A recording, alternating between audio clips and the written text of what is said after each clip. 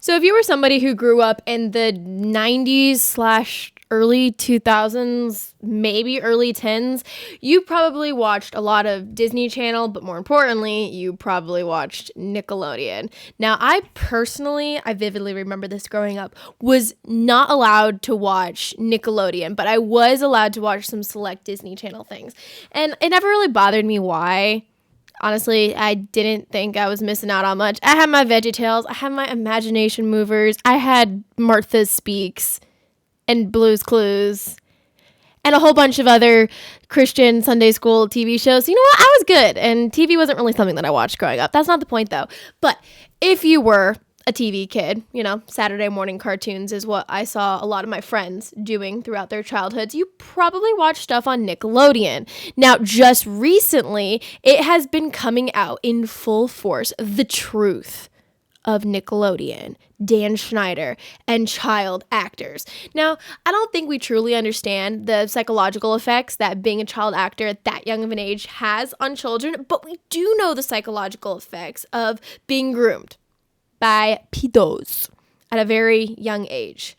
And I think we're going to realize more and more how abundant they are in Hollywood. So there's this new documentary called Quiet on Set, The Dark Side to Kids TV, that was put on by Discovery, and it goes in depth exposing everything that Nickelodeon did. Now, we're not going to be watching the full documentary today. Instead, we're going to be watching a quick little summary video on this that's about 16 minutes long from the Long Crime channel on YouTube. So let's just get straight into this, because I have been following this on TikTok for a while now, and I was thinking about doing something about it on YouTube. So let's just dive For many right children into who this. grew up in the 90s and 2000s, they enjoyed watching television shows such as Drake and Josh, The Amanda Show, All That, iCarly, and so many more like I never watched any of All those. were popular shows I knew on the of children's iCarly, television though. network Nickelodeon, and all were produced by Dan Schneider. But in an explosive new docuseries, former writers, crew members, and other former child actors have We know come who that forward with is. Y'all, we did a allegations video on her of the other day. That's toxic Ariana Grande. workplace culture and harassment against the network's most successful producer. But that wasn't the only bombshell revealed during the docuseries. The biggest revelation arguably came from one of its former stars who spoke out for the first time about his experience of being sexually abused, allegedly by a dialogue coach who previously worked at the network. I would also just like to add that there has been a lot of stuff that came out about Nickelodeon, some of the people who were in charge of the kid actors on set, some of the teachers, other castmates, but it was always just brushed aside, or people would just be like, oh my gosh, that's crazy. Like, that's not true. You're a psychopath. What is wrong with you? They would never do that. But this truly has been exposing everything. Investigation Discovery's latest docuseries, Quiet on Set, The Dark Side of Kids TV, Oh, yeah. gives viewers an inside look into the allegations of toxic workplace culture in many children's TV series produced in the 90s and 2000s by Dan Schneider. He just looks like Some of the those creepy allegations uncle came from a former that you would writer not for the be hit allowed children's to be series, around as a The Amanda child. Show, Jenny Cleggan, who was one of 2 female writers employed for the show. She claimed Schneider would show pornography from his computer. Cleggan said he would pressure the 2 female writers to publicly perform seemingly sexually explicit activities in front of coworkers, including asking the other female writer, Christy Stratton, to tell a story as if she's being sodomized. Stratton, who was also interviewed for this series, didn't want to speak on the incident, only saying she's not proud of it. She said working for Schneider was like being in an abusive relationship. Cleggan also discussed the inappropriate meaning behind a popular Amanda Show character's last name, Penelope Taint. She claimed that in the writer's room, Schneider There's said a he lot of wanted weird to keep stuff, the true adult meaning jokes behind in the TV character's shows last that name I'm a not secret, and entirely said, sure they "Don't should tell be what on the there, word you know?" really means in reference to a meaning about male genitalia. In addition to that, the 2 writers for the hit children's series say they both had to split a single salary between the 2 of them. Jenny Cleggan would later go on That's to just sue straight the up show's sexist. production company, alleging gender discrimination, harassment, and hostile work environment. The I can lawsuit imagine. was ultimately settled. I mean, when somebody's in a position of power, it means they have something they can take or give away. And if you're in that subordinate position, it can be extremely frightening. Dr. Joni Johnston is a forensic would psychologist. As she explained, oftentimes it takes several complaints against a person in power for it to be taken seriously. We all know people who spoke up and were ostracized or were punished in some way. And it oftentimes takes a certain amount or number of people to keep talking and keep complaining before action is taken. And sometimes the people who are leading the pack I actually are the do ones who get remember a stepped few on. of the They're writers the ones getting who almost arrested and become the charged with sacrificial like lamb, if you will, inappropriate for actions people with a who then minor and eventually even are some able like to get some pedophilia and momentum and like get kiddie some porn change. stuff. And so But like those they concerns served their are valid time, or they concerns. served I mean, just a we little need to bit, work of the it, point and where then they were there's already genuinely back at valid work. concerns, that everybody You know? knows that there's safety there and there's legitimate people to listen and take those seriously. But that has not been our history. And so it's understandable that those concerns are there. In addition to those claims, former crew members on several hit Nickelodeon shows allege Schneider pressured female staffers to give him massages. Some also now That find was it not a inappropriate secret. Schneider appeared in skits with Amanda Bynes, referring to the skit where the two were in a hot tub. Bynes would appear in a swimsuit while Schneider appeared fully clothed. Some former child I actors who remember appeared in the seeing docuseries those, said Schneider actually. developed a close They were like relationship these with hot Bynes, tub skit appearing to things, and mentor I and run always lines thought that with was her as the two weird. were reportedly often alone together numerous times while on set. Schneider has since defended his relationship with Bynes, who didn't appear in the docuseries. There's also a lot of allegations with Dan Schneider being the secret baby daddy to Britney Spears' younger sister's child that she had when she was 16. And also, I did not really watch Nickelodeon, like I said, but I did watch my fair share of, hit movies and, kids rom-coms. And I remember this one movie that Amanda Bynes was in, and it's called She's the Man. I still love that movie. It's a great movie. But I just always remember that girl just being so like smiley and just happy. But if you look at her today, I mean, this seems to be a common thread with childhood actors, that the second that they like go into adulthood, like they go off the deep end of like dark, crazy, creepy. And hot take, I think it might be because they were all diddled in their acting days as children by these people who are supposed to be protecting them. He said he supported Bynes' decision to emancipate from her parents and assisted her when she attempted to run away from home. Former child actors and alums from another Nickelodeon series, All That, shared their experience as being the few black actors working with Schneider on the show in the early 2000s. Brian Hearn, who starred on All That, believed he was racially stereotyped by appearing in sketches which featured him as a rapper named Little Fetus and a teen who sold cookies but played the sketch seemingly referring to drug dealing.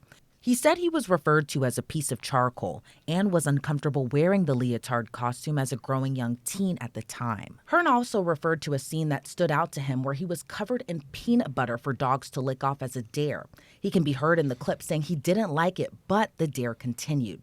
The scene was for a sketch series called On Air Dare, which appeared as a kid's version of Fear Factor, which Hearn said after a while felt like they were a part of a torture chamber where they couldn't say no. Whether it's an adult or whether it's a teenager who has this dream of being a star, they're becoming a star. Where are all the and adults? They're probably being reminded on a regular basis, which is another part of this power dynamics. The adulty that, hey, adults. If you leave, there's 1,000 more people lined up right behind you to take your spot. And they're aware of that. They know that I'm not in the position of power. And so if I come in and I speak up, what's going to happen to me is I might be out the door. And I know there are thousands of kids behind me who are just dying to step in here. So it just becomes so much is at stake, I think. And so it just becomes, someone's got to break yes, my dream is coming true. Break the and cycle. it's a nightmare. And yet, do I want to give up that dream? Is it going to get better? There's all these things I think that we tell ourselves. Another former child actor for the series, Giovanni Samuels, spoke on one scene where they were required to drink large amounts of fake coffee and sugar, which she later said felt like waterboarding. The two said while they were kids, they were shocked to learn sexual predators had been employed on the show. No! The future of your business is here. Wix, I With don't Wix, freaking care. you get advanced AI On being a former production assistant, Jason Handy, who had worked on shows like All That and The Amanda Show. Handy was arrested in 2003 for kissing and touching a 9-year-old girl. What did I tell you? Convicted for child abuse and child pornography. Handy had reportedly worked with many kids on the set. Creepy. One parent of a former Amanda Show extra said her daughter had received explicit images sent by Handy. The docuseries then explores another convicted sexual predator who had worked on set as a dialogue coach named Brian Peck. He was convicted for sexual abuse in the same year as Handy. Peck had had also appeared on the show All That as a recurring character called Pickle Boy, which former staffers and actors looking back believed to have an inappropriate meaning that at the I time never they may have understood shrugged this. off as I a kept quirky seeing the Schneider memes for joke. this growing up, and I One of see the them more series' former now. cast members said Peck had Why? a signed self-portrait painting of serial killer John Wayne Gacy at his home, which he bragged about, and even had a collection of letters from the killer clown. During his time at Nickelodeon, Peck would What's later wrong go with on these to work people? with former child actor Drake Bell, who appeared in The Amanda Show and later starred in his own show, Drake and Josh.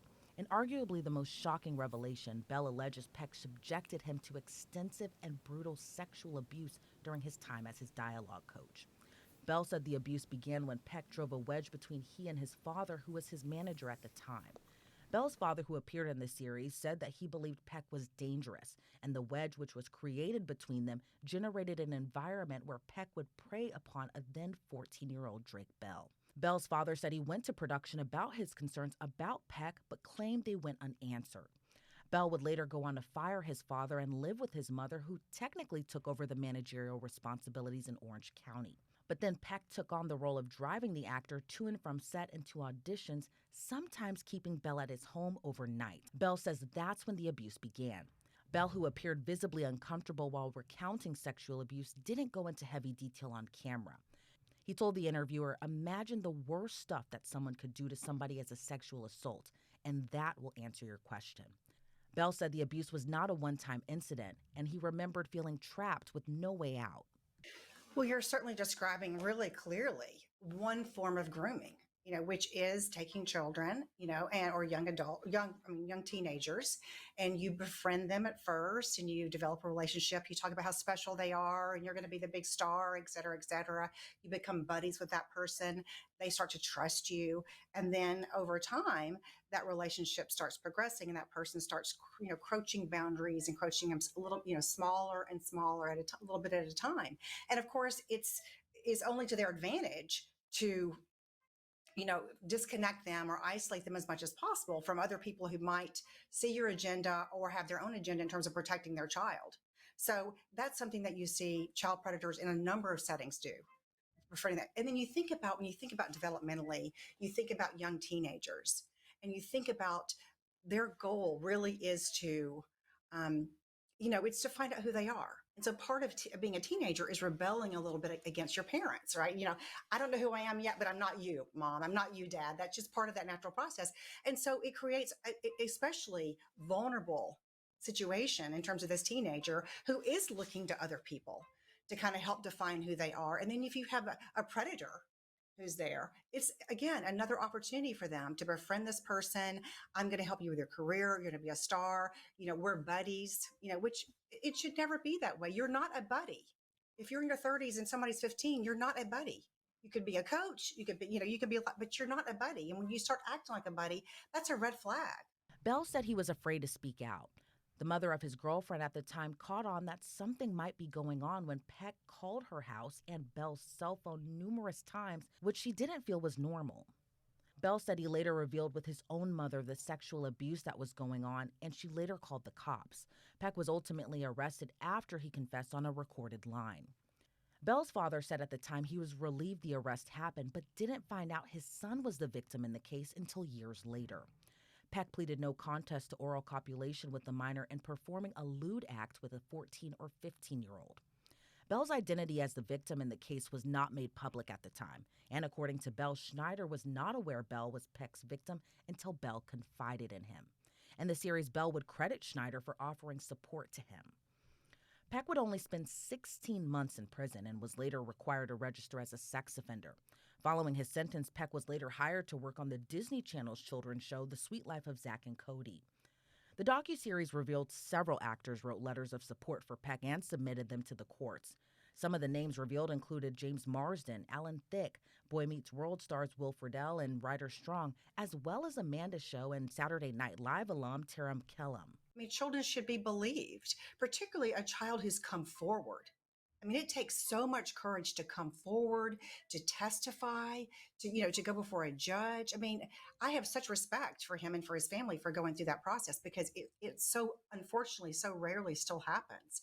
And it's so unfortunate because I know in interviews that's one of the things that really seems to have haunted Drake Bell is, talking about being in this courtroom and seeing his mom essentially, or his family being on his side, and then seeing this kind of courtroom full of supporters. And I think that would be, again, a secondary trauma for him. No matter how much people knew or believed or whatever, just feeling that lack of support would just be really traumatizing. In a statement, Nickelodeon said in part they were dismayed and saddened to learn about the trauma Bell endured, and said that they commend his strength and support to come forward. Bell himself admitted he later went on a downward spiral as a response to the trauma. Bell said he self-medicated with drugs and alcohol. He was arrested on DUI, and in 2021, he pleaded guilty to child endangerment and was sentenced to 200 hours of community service. Well, we certainly know that experiencing sexual abuse, particularly repeated sexual abuse, and particularly when it's perpetrated by somebody that you trusted, is a very, very traumatic experience for any child or any teenager. And it can have, lifelong impact, particularly if two things don't happen. If the child is not able to get some kind of therapy, some kind of help. Oh my God. No! Kimberly calculated from the beginning. Y'all, I don't freaking care, Peacock. And if they don't feel supported by the people around them. That's true. So I think what I call that is almost like cumulative trauma or secondary trauma. And so it's not that children don't recover from childhood sexual abuse, they do, but they need some very specific things to help them do that. And that is, again, some kind of professional help oftentimes, and certainly a loving and supportive network. And without that happening, then I think you're more likely to see a child who, as they grow up, they can either almost kind of be developmentally stuck back at that trauma age, and also can engage in some very destructive coping mechanisms, whether it's drugs or alcohol or, developing other kinds of addictions and those kinds of things. And so it's not so much, it is absolutely the trauma that happens, but it's also, again, the coping mechanisms that the person develops and the support system they have. What happens after the abuse is disclosed. Meanwhile, Dan Schneider, who parted ways with Nickelodeon in 2018 after an internal investigation found evidence of verbal abuse toward its colleagues, following the release of the docuseries, Schneider apologized on a social media video about his role in the claims against him about a toxic workplace for child actors and the crew. In the 19-minute video, Schneider said he was embarrassed and regretful for his past behaviors. Watching over the past 2 nights was very difficult, me facing my past behaviors, some of which are embarrassing and that I regret, and I definitely owe some people a pretty strong apology. Let's talk about the massages. Okay. Watching the content yesterday, it was disturbing. It was wrong. It was wrong that I ever put anybody in that position. It was the wrong thing to do. I'd never do it today. I'm embarrassed that I did it then. I apologize to anybody that I ever put in that situation.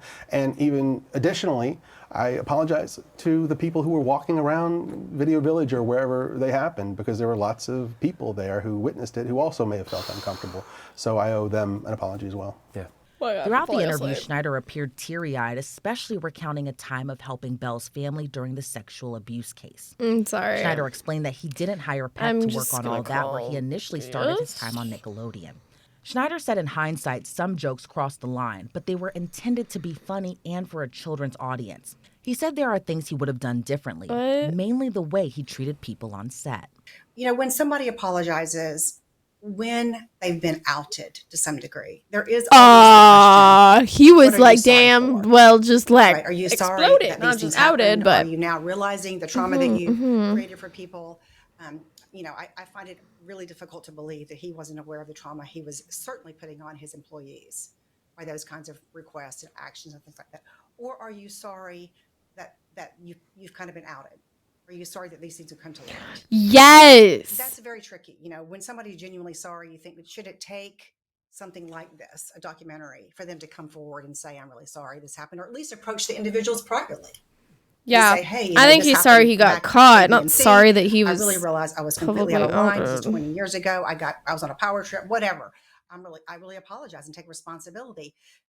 I haven't heard anybody talking about that happening. So that's where I think it kind of calls into question, again, what are you sorry for?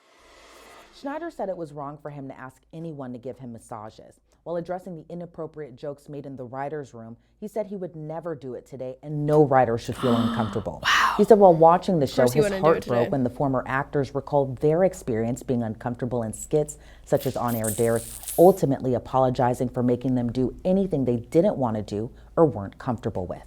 Reporting for Long. Well, I gotta say, I called BS on like all of that. I don't believe any of their apologies for about 2 seconds. And quite frankly, now I really want to watch the full length documentary. I've watched a lot of it via TikTok because that's where I get my news these days. Freedom of speech is only alive on TikTok, and that's kind of sad. But there's so much that we don't know, and I would truly love. They say that all pedophiles are linked.